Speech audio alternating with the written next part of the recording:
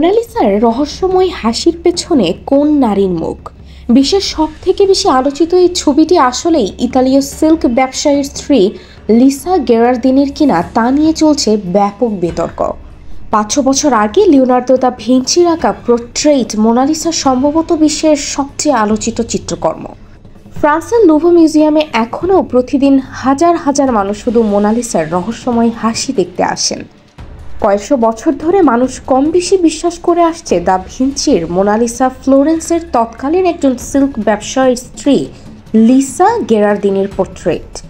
তবে ফ্রান্সের একজন গবেষক গত 10 বছর ধরে গবেষণার পর বলেছেন পোর্ট্রেটের রহস্যময় এই নারী অন্য কেউ ছিলেন, আর এই তত্ত্ব নিয়ে শিল্পী মহলে শুরু হয়েছে তোলপাড়।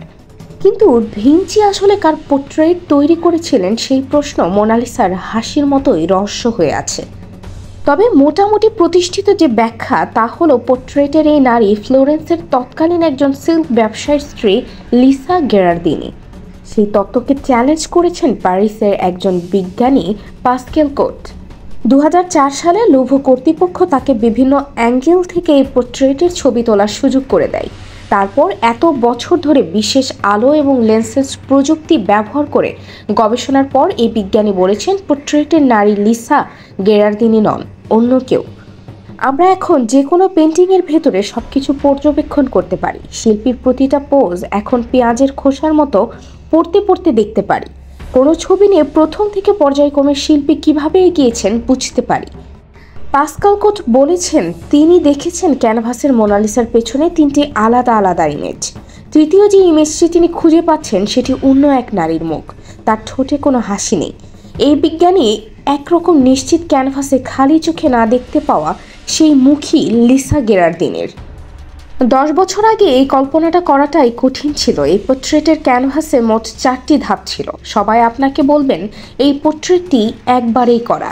এখন প্রশ্ন দেখা দিয়েছে লিসা গেরার্দিনির পোর্ট্রেট কি পরে বদল করেছিলেন দা ভিঞ্চি?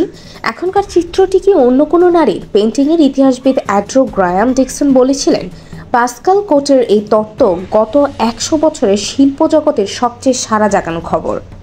আমি মনে করি নতুন এই আবিষ্কার শিল্প জগতের ইতিহাসের পুকুরে বিশাল এক পাথর ছুঁড়ে মারার মতো ঘটনা। মোনালিসা সম্পর্কে আমরা এতদিন ধরে যা বিশ্বাস করতাম তাতে বড় ধরনের ঘা পড়েছে। আমি অন্তত এখন আর বলবো না যে ছবির ওই নারী আসলে মোনালিসা, বরঞ্চ অন্য কেউ। তবে লিওনার্দো নিয়ে যারা গবেষণা করেছেন তাদের অনেকেই নতুন এই তত্ত্বকে তেমন গুরুত্ব দিতে রাজি নন।